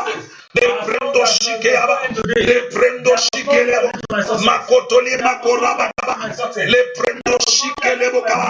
Le prendo shikeyaba gaba. Le prende kelebo gaba. La prendo shikeyaba. Ọ̀nà òwúrọ̀ dí má yẹ àwọn yẹn yìí. Le prendo shikeyaba. Oh, thank you, my daddy. In Jesus' name. Pray. Amen. Ẹnìkan gbẹ́ ìrẹ̀ mú. Someone hold your head. Ẹ wá sọ fún Jésù. Now tell Jesus. Olúwa. Jesus. Ẹrù orí mi yìí. Heavy load drain on my Lord. My body. Ó ẹgbẹ́ kó gba mi ìgbúdọ̀ òní ní kó sọ kalẹ̀ fún Father, mi. put an end to it today. ẹrù orí mi. Every heavy load I'm carrying. Jésù yóò dópin lónìí. Father, let that be an end to it. Ẹ fọ́ ọkùnrin orúkọ Jésù. Touch your head. Ẹrù orí yẹn lórúkọ Jésù. Gbogbo ẹrù yẹn lórúkọ parẹ́ pàwátá. Every heavy load I'm carrying. Gbogbo ẹrù yẹn lórúkọ Jésù kó kúrò. Amen. Kẹ́ ẹ máa ìtúsílẹ̀. Amen. Ẹrù yẹn lórúkọ Jésù ò ní gbé kiri mọ́. Amen. Ẹbí ó ní ẹ wá sọ̀dọ̀ mi ẹ̀yin tá a jẹ owó lórí.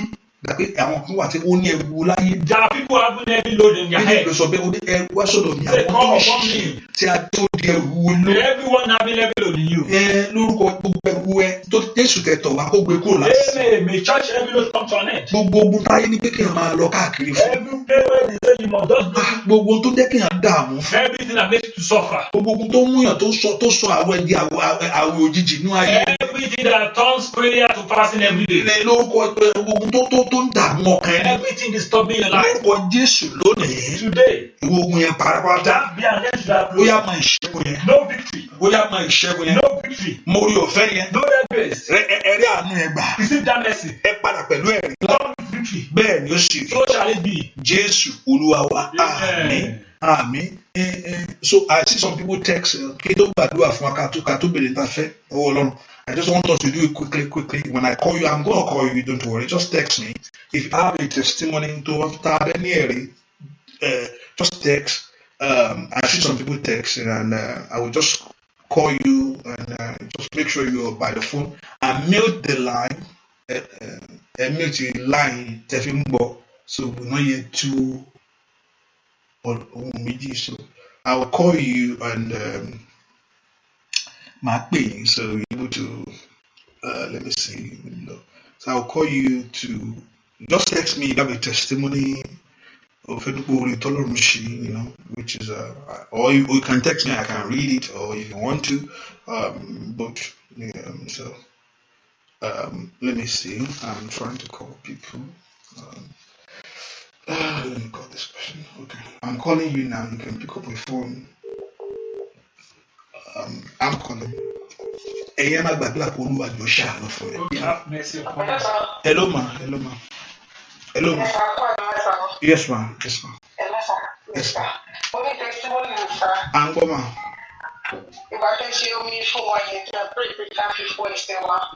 So what you just Sunday, almost 3 years ago, pushing school.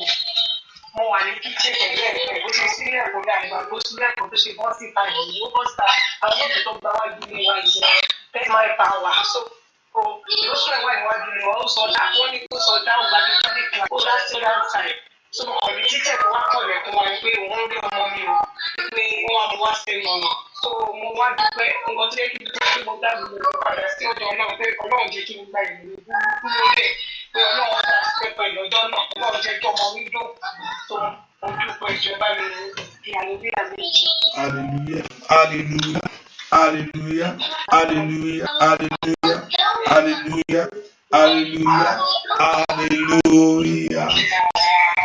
Ọlọ́run agbọ́gá fún tó ṣe náà arábìnrin Jésù gbọ́ wọ́n ti dá gbogbo padà fún Jésù ẹnu Ísírẹ́lì Olúwa gbọ́ pẹ́ yìí Olúwa gbà yìí ògùn Ọlọ́run lórúkọ Jésù kó gbójánu ayé yìí Ọlọ́run wọn ti dá gbọ́ ọpẹ́ padà fún ọ lórúkọ Olúwa gbọ́ pẹ́ yìí bàbá gbọ́ pẹ́ ìrè kó tẹ̀síwájú àánú lórúkọ Jésù kó yí ayé yìí ká oore ọ̀fẹ́ Ọlọ́run kó pọ̀ ní ayé yìí bẹ́ẹ̀ ni tòun láì lórúkọ Jésù Kristi Olúwa wa àmín àmín lórúkọ Jésù.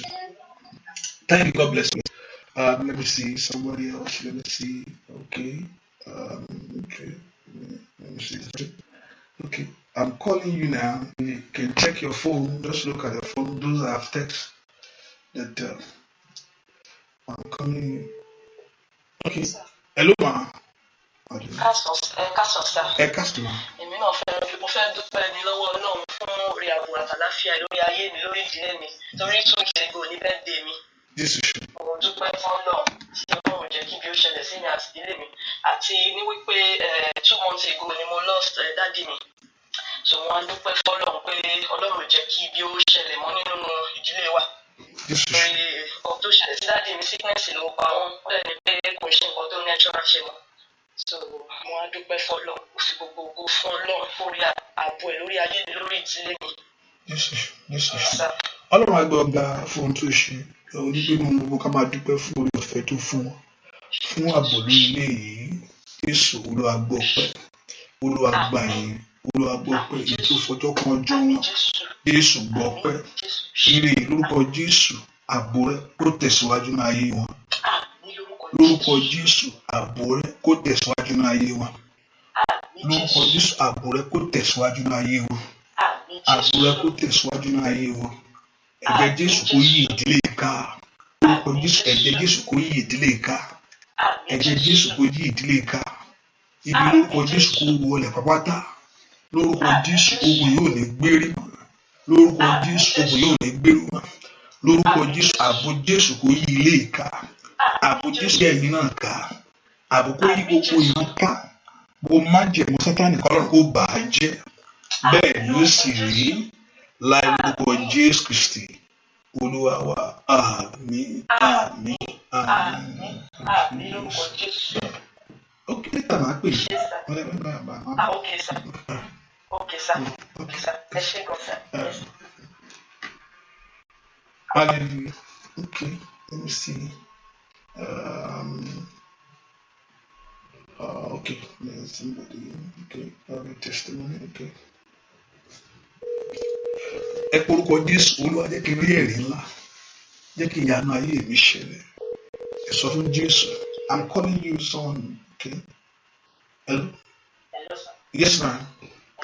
Yes, I can.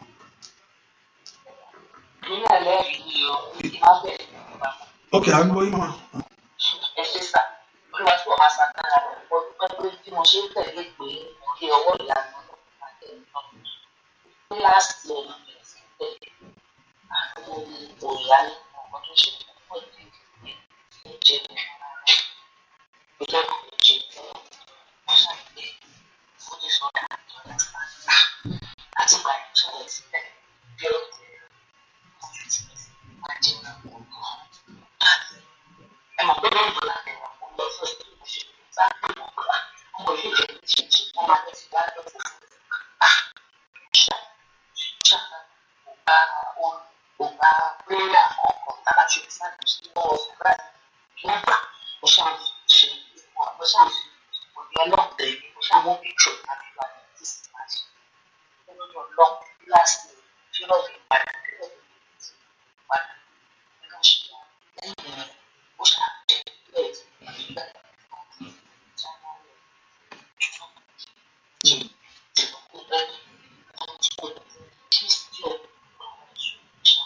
Ohun yóò kílẹ̀ dáadáa ní ìgbọ́ yín dáadáa. Mo gbọ́ pé ẹ sọ pé bóyá ọmọ yín pé mo ti mo gbọ́ pé ọmọ yín. I'm going by a little bit, yes ma'am. All right, sir. Ìdílé gbọdọ̀ bá. Ẹni tó bóyá kò jẹun or something like that ni mo mọ̀ pé. Kò kí ń jẹun ní gbogbo láti ẹ̀yìn nǹkan náà kọ́ dédé ṣẹlẹ̀ tó yẹ pé kò jẹun rárá. Kò kí ń mu omi, kò ṣẹ́ni tí wọ́n ti mú lọ sọ́sibítù wọ́n ní eating disorder náà pè. Mo ní wọ́n lọ ṣàánú mi ní màá rí ilé ilé ọlọ́run jẹ́ ká rí nǹkan tí ò dá tó máa ṣàmà pé wọ́n lọ sọ́sibítù pé àkànjọ kan ṣàánú wọn máa ní kó ti dé adult ẹ̀ kókó wọn abroad. Ìpè tọmọ bá kókó ti wọ etí ni ó ti dá adult lójú ara wọn. So màá ṣàmà fọ́ sí ọmọ àgbàlagbà 20 years pé àjẹ́ òun ṣe pé kò ṣáà jẹ́ mo ṣáà rí pé mo ní kí n tó mo ṣáà mú píktù ẹ̀ tẹ́ bá ní ká ṣàánú ẹtì máa fàánú ẹtì sí máa fi píktù ẹ̀ máa fún mi àdúrà àti torí kò gbẹ́ ní tìlọ́ píròdù ẹ̀ lọ kò rí píròdù ẹ̀ mo ṣàdúpẹ́ lọ́dọọdọ láti ẹ̀yìn píròdù ẹ̀ padà wá ó bẹ̀rẹ̀ sí ní ká àtijọ́ gba tó tún di January ọdún kò tún jẹ oúnjẹ yẹn mọ́ o ṣùgbọ́n mo dúpẹ́ lọ́dọ̀ Ọlọ́run pé àwọn èso tó wá ń jẹ ohun júìsì oúnjẹ èso bọ̀ kò jẹ́ ẹ̀tì mo ṣàdúpẹ́ pé ìwọ náà nǹkan tó bá ń jẹ kó bá lára mu kọ́lọ̀ bá mi ṣe ògùn ìláṣẹ wọlé nínú ayé kọ́lọ̀ bá mi ṣàánú mo dẹ̀ tún dúpẹ́ lọ́dọ̀ Ọlọ́run ṣàánú fi àtàwọn ọmọ mi nítorí pé nǹkan tí mi ti ẹ̀ lérò ilé tí mi lérò Ọlọ́run fi pa mí lọ́rẹ ìgbé ká rí lókèétì Ọlọ́run fi ilé ńlá tí mi ti ẹ̀ lérò tó jẹ́ pé ó kọ́ ń yọ bá gbà wọ́n débẹ̀ báyìí ẹ̀rọ Ọlọ́run bá mi pé èmi náà mo dúpẹ́ lọ́wọ́ ìpè yín o gbogbo bẹ́ẹ̀ ṣe ń ká máa gbàdúrà mi nígbà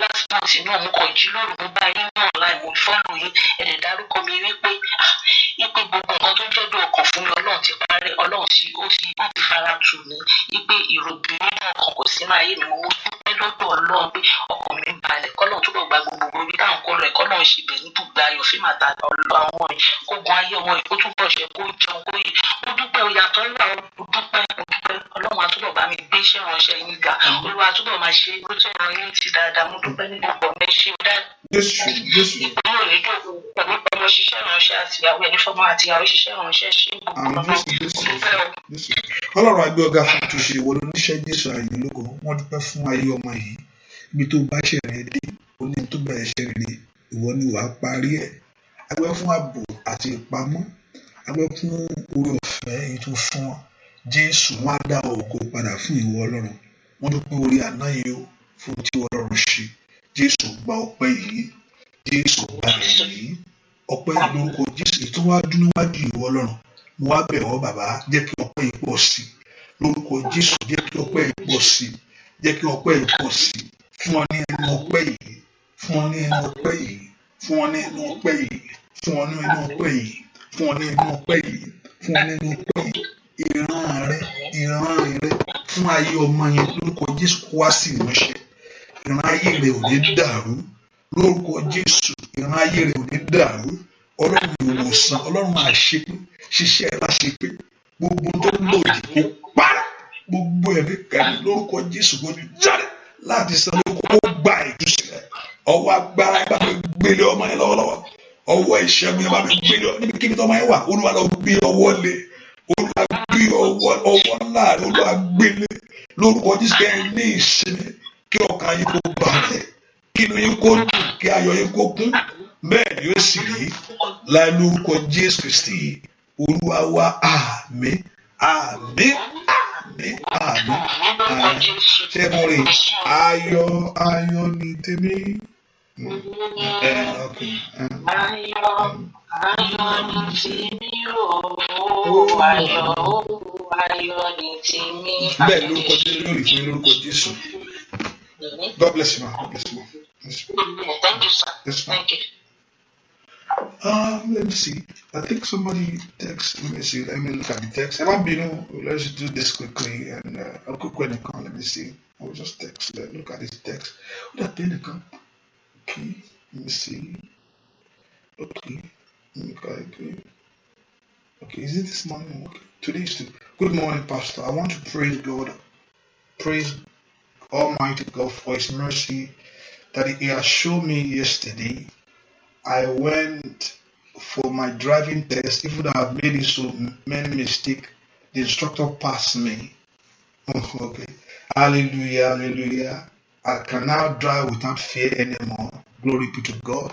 And kan náà lọ sí lọ gba driving license wọn ṣùgbọ́n wọ́n lórí ọ̀fẹ́ gbà níbẹ̀ lórúkọ Jésù àwàyè lórúkọ Jésù àwàyè ní gbogbo ọ̀nà lórúkọ bí tẹ́ bá lọ ààbò Jésù kò dájú ní ṣìwà lórúkọ Jésù ní ṣìwà ní ṣìwà lórúkọ Jésù ní ṣìwà lórúkọ Jésù ààbò Jésù kò dájú orí ọ̀fẹ́ kò dájú ààbò Jésù kò dájú ààbò Jésù kò dájú orí ọ̀fẹ́ kò pọ̀ fún ayé bẹ́ẹ̀ ni ó sì rí láì lórúkọ Jésù Kristi Olúwa wa àmín àmín àmín. Okay, let me see one person. Okay, I'm calling the person now and I will pray.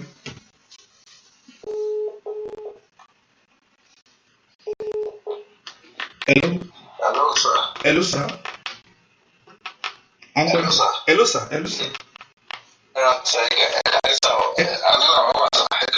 Yes, sir. Yes, sir. I'm going, sir. Mo fẹ́ dúpẹ́ lọ́wọ́ Ọlọ́run ní gbogbo ọ̀nà dàmàlẹ́ lọ́wọ́ Ọlọ́run either good or bad. Okay, sir. I'm going, sir. Okay, sir. Okay, sir. Mo fẹ́ dá fún ààbò rẹ̀ dájú fún ọ̀rẹ́ wà lára pé kò jẹ́ kí àṣírí mi tú kò jẹ́ kí ológun ìtìjú àti ọ̀fọ̀ lónìí ní ìdílé náà mo fẹ́ dúpẹ́ ìdí ọgbẹ́ ìbẹ̀rẹ̀ sá. Ọlọ́run agbọ́gá fún tó ṣe máa yí wọn ayọ̀lógo fún ìyanu rẹ̀ ṣẹ́ wọ́n fi dá gbogbo ọpẹ́ padà fún wọn Jésù gba ọpẹ́ Jésù gba ẹ̀yìn Jésù gba ọpẹ́ Olúwa gba ẹ̀yìn Jésù wọ́n dúpẹ́ lọ fún oore Olúwa gba ọpẹ́ yìí Olúwa gba ẹ̀yìn ògo ayé lórúkọ Jésù kò bú jáde lórúkọ Jésù kò gbáyé kó gbé jáde ọ̀nà àbáyọ kó là fún yín ìlérí Ọlọ́run kó wá sí ìmúṣẹ fún yín ìlérí Ọlọ́run kó wá sí ìmúṣẹ fún yín ojú ìrìn àjò ní tì yín ọ̀nà kó là fún ayé mo ní ojú ìrìn àjò ní tì yín ọ̀nà kó là fún yín ojú ìrìn àjò ní tì yín ọ̀nà kó là fún ayé olórí tí ń ran ayé ẹni lọ́wọ́ kó tọ̀ yín wá olórí tí ń bá tí ń ran ayé ẹni lọ́wọ́ kó tọ̀ yín wá lé àtinú lórúkọ Jésù kẹ́ ní ẹ̀rí ńlá kọ́lọ́run kó daṣọ àṣírí bò yín o bẹ́ẹ̀ ni ó sì rí láì lórúkọ Jésù Kristi Olúwa wa àmín àmín àmín Jésù. God bless you. God bless you. God bless you. There's any corner, I think it's one person. You see, let me look at it. Then I can only call myself on that verse because it takes me literally direct line. Let me look at it. Okay. I think let me call. There might be no. Just this. I think this is the last one. Except somebody else there. Okay. Okay. Okay, let me see. Okay, I'm calling the person now. Call upon the name of Jesus. Hello, sir. Hello, ma. Yes, ma. Hello, sir. Yes, ma. Yes. Mo fẹ́ dúpẹ́ lọ́wọ́ Ọlọ́run fún oore àtòrí tó ṣe ní gbogbo ìgbà nínú ayé mi àtàwọn ọmọ mi. Àìsàn tí ò bá tún kó mi síta bí ọjọ́ mẹ́jọ tí ò bá tún kó mi síta tí ò bá tún dà mí láàmú Ọlọ́run bá mi tẹ̀rí ẹ̀ pa nínú ayé àwọn ọmọ mi kò jẹ́ pàṣẹ yẹn gbé rí ní last month. Ọlọ́run bá mi pa inú ogun yẹn. Mo tún wá dúpẹ́ lọ́wọ́ Ọlọ́run ọmọ mi kò sí ná ó wá fi kẹ́tù kékeré báyìí ló fi gbé omi sórí iná orí gáàsì láti 10:30 lálẹ́ ó dẹ̀ jó títí di 6 a.m. the following morning kẹ́tù kékeré báyìí ó gbé sórí iná ó dẹ̀ gbàgbé gbogbo wa lọ sùn títí di àárọ̀ ọjọ́ kejì tàbí kò sí nǹkan tó ṣẹlẹ̀ kẹ́tù yẹn iná dẹ̀ ń jó kẹ́tù yẹn lọ́ra ń jó bẹ́ẹ̀ gbogbo kẹ́tù yẹn nísàlẹ̀ kàn funfun èyí tó máa fi ṣe pé kí ni ó kàn funfun títí di 6 a.m. gbogbo wa fi jí mo dúpẹ́ lọ́wọ́ Ọlọ́run tó yẹ pé inú ilé òjò náà àjọná mọ́lé gbogbo ìmọ̀kan tó gbé mọ̀ Ọlọ́run kan paná ogun yẹn gbogbo everything tó lè gbé paná ló wà lára ṣùgbọ́n Ọlọ́run kan jẹ́ kí Ọlọ́run kan délẹ̀ síbẹ̀ kò sí nǹkan tó ṣẹlẹ̀ mo fi wá dúpẹ́ lọ́wọ́ Ọlọ́run àbò mi mo dúpẹ́ ogun dá gbogbo bá àti yẹn padà sọ́dọ̀ Ọlọ́run bá mi yin Ọlọ́run ló gbé bá mi hallelujah mi jẹ́ owó. Hallelujah, hallelujah, hallelujah. Hallelujah. Hallelujah. Hallelujah. Hallelujah. Father, we thank you. Ọlọ́run àgbẹ̀ ọ̀gá fún tó ṣe inú ayé wọn fún ààbò yìí o. Àgbẹ̀ fún ìwòsàn, àgbẹ̀ fún ìwọ Ọlọ́run tó ń ṣe èyí. Àgbẹ̀ fún ìpamọ́ nínú ilé àtàbò ńlá. Jésù gba ọpẹ́. Wọ́n á dá ọpẹ́ padà fún ọ. Jésù gba ọpẹ́ yìí. Wọ́n á dá gbogbo ògbó padà fún ọ. Jésù gba ọpẹ́ yìí. Ọpẹ́ yín kó pọ̀ sí, ọpẹ́ yín kó pọ̀ sí, ọpẹ́ yín kó pọ̀ sí, ọpẹ́ yín kó pọ̀ sí, níwájú ọpẹ́ yín kó pọ̀ sí, ìrírí ọ̀rọ̀ rẹ̀ kó ṣiṣẹ́ máa ń là, Ọlọ́run olùwòsàn lórúkọ gbogbo àìsàn ẹ jáde pápátá, ìwọ Jésù àìsàn gbogbo ẹ jáde pápátá, àìsàn gbogbo ẹ jáde pápátá, Ọlọ́run tó ń ṣe àwòtán lórúkọ kó ṣe àwòtán pápátá. Ọlọ́run tó ń ṣe àwòtán ènìyàn kó ṣe àwòtán nú àgọ́ ara yẹn kó ṣe àwòtán nú àgọ́ ara yẹn kó ṣe àwòtán nú àgọ́ ara yẹn kó ṣe àwòtán nú àgọ́ ara yẹn ọ̀rọ̀ Ọlọ́run kó ṣe máa yín lára ọ̀rọ̀ Ọlọ́run kó ṣe máa yín lára kó ṣe máa yín lára bẹ́ẹ̀ ni ó sì rí Jésù ẹ̀kìmọ̀dáde bẹ́ẹ̀ ni ó sì rí Olúwa kó gbé yín dìde fún ohun ìyanu Olúwa yóò gbé yín dìde fún ohun ìyanu bẹ́ẹ̀ ni ó sì rí Olúwa yóò gbé yín dìde fún ohun ìyanu bẹ́ẹ̀ ni á sì rí láì lórúkọ Jésù Kristi Olúwa wa àmín àmín. Àmín lórúkọ Jésù. Olúwa yóò gbé yín dìde fún ohun ìyanu. God bless you, God bless you, my God. Amen. ẹ jẹ́ ká orúkọ Jésù gbogbo ènìyàn. Olúwa fún mi ní ẹ̀rí ńlá. Èmi náà fẹ́ ní ìyanu tèmi. Mo fẹ́ kó sọ fún Ọlọ́run ohun tẹ́ fẹ́ kẹ́ ẹ lẹ́rìí sí yẹn. Pé Ọlọ́run mo fẹ́ kí ọ̀nà àbáyọ mi ńlá lórí bàbá yìí. Jésù fún mi ní ẹ̀rí eléyìí. O ní agbára rẹ̀ ká ló sọ. Olúwa fún mi ní ẹ̀rí eléyìí. Olúwa lè ṣe léèní. Ọlọ́run rẹ̀ bẹ̀ sí bèrè tẹ́ fẹ́ lọ́wọ́ náà. Olúwa ṣe bẹ́ẹ̀. Olúwa ṣe inú ayé àwọn èèyàn yìí. Lórúkọ Jésù Olúwa ṣe lórí iṣẹ́ àwọn èèyàn yìí. Olúwa ṣe inú ayé àwọn èèyàn bó ṣe ń béèrè Olúwa dáhùn ilẹ̀kùn rẹ̀ ṣí sílẹ̀, ilẹ̀kùn ọ̀nà àbáyọlá ṣí sílẹ̀ lórúkọ Jésù. Ilẹ̀kùn rẹ̀ kó ṣí sílẹ̀ fún yín, ilẹ̀kùn ọ̀nà àbáyọlá kó ṣí fún yín ní kabaroso tó lè rí ma andariaba oṣù tó yaba lè brondo suko tó rí ama kó kabarosa ndiaba bekadoliama kó berabatoliama kó barosada bakandoliama kó brando sukandiaba makandoliama kó sandayaba kó beraba makandoliaba kó santoriaba kambilia makondoliama kó sataba kuntoyaba makandele kó sẹ́nu Olúwa ṣe bẹ́ẹ̀ ọ̀nà àbáyọ kó là gbọ́ àdúrà lórúkọ Jésù Kristi Olúwa wa. Èmi ò mẹ́tò wà ní àdúrà yìí. I don't know who is there in this prayer. Tẹ́lẹ̀ bá mo ṣe ń gbàdúrà yẹn bẹ́ẹ̀ pé o mú nǹkan kan dání bẹ́ẹ̀ pé ẹ̀bẹ̀ rẹ ni lọ́wọ́ ẹ̀. It's like you are holding something as if that is your key before God. Mi ò mẹ́tò wà ní àdúrà yẹn bẹ́ẹ̀ pé o mú nǹkan kan dání ni bí wọ́n ṣe kọ́ àgbèrè yẹn ṣùgbọ́n kí ni wà lọ́wọ́ ẹ̀ tó mú dání. It's like you are holding that thing in your hand. Olúwa ti gbọ́ lórí ẹ̀. God has answered. Àánú fọhùn nísinsìnyí. Bẹ́ẹ̀ ni ó sì rí. And so shall it be. Olúwa yóò fi ìyanu hàn lórí ẹ̀. God will give you that victory. Wàá sì dúpẹ́ orí ẹ̀. And you will be thanksgiving. Bẹ́ẹ̀ la sì rí fún ọ. It shall be so. Ẹ sọ fún Ọlọ́run. Now tell God. Jésù sọ ògo rẹ di mímọ̀ fún mi sẹ́. Made your glory known in my Jẹ́ kí mi náà ní ẹ̀rí la. Give me a testimony for my life. Fún mi ní ẹ̀rí lórí nǹkan báyìí. Give me a big testimony. Fún mi ní ẹ̀rí lórí nǹkan Give báyìí. me a testimony. Fún mi ní ẹ̀rí lórí nǹkan Give báyìí. me a testimony. Fún mi ní ẹ̀rí lórí nǹkan báyìí. Testimony. Jẹ́ kí ayọ̀ mi náà kún. Let my joy be full. Jẹ́ kí ayọ̀ mi kún. Let my joy be filled. Jẹ́ kí ayọ̀ mi kún. Let my joy be filled. Jẹ́ kí ayọ̀ mi kún. Let my joy be filled. Jẹ́ kí ayọ̀ mi kún. Let my joy be Ó filled. yẹ sọ́dàdúà. Orúkọ Jésù. Ọlọ́run Ísírẹ́lì gbóhùn àwọn èèyàn yìí. Jẹ́ kí ayọ̀ wọn kún. Ọ̀nà àbáyọ kó là kàdórí àmàkó bẹ̀rù sàtẹ̀yàwó. Olúwa dáhùn mẹ́tẹ́lì àmàkó plẹ̀ndó sọ̀tórí àmàkẹ́lì àmà. Le prendo suco toli àmàkíkẹ́lì àmà. Le prendo suntoli àmàkó plẹ̀ndé kàbó. Le prendo suntoli àmàkó prendo sọ̀tórí àmà. Ribatoli àmàkó sọ̀tórí àmàkó plẹ̀ndé àmà. Le prendo suntoli àmàkó plẹ̀ndé kẹlẹ́bó. La deli àmàkó sọ̀tórí àmàkó plẹ̀ndé kàbá. Orí bẹ̀ fún ayé yẹn. Orí bẹ̀ fún ayé ọmọ yẹn. Bẹ́ẹ̀ yóò sì rí Jésù Kristi Olúwa wa. Ọlọ́run ìpè ṣe bá àwọn èèyàn rẹ̀ rèé, àwọn èèyàn ti dé o. Ìwọ Ọlọ́run sọ pé o fẹ́ ṣe nǹkan, ṣèbí ìwọ lọ sọ pé o fẹ́ tú èèyàn sílẹ̀, ṣèbí ìwọ lọ sọ pé o fẹ́ tú tó fẹ́ já ìdè, ṣèbí ìwọ lọ sọ pé o fẹ́ wòsàn. Ìwọ Ọlọ́run ìpè àwọn èèyàn mà ti dé. Mo fẹ́ kó wá sọ ìpè rẹ di mímọ̀ nínú ayé àwọn èèyàn yìí. Mo fẹ́ kó sọ ọ̀rọ̀ rẹ di mímọ̀ sẹ́. Gbogbo tó ń tọ̀ wá tó ń bẹ̀bẹ̀ fún níwájú rẹ lónìí.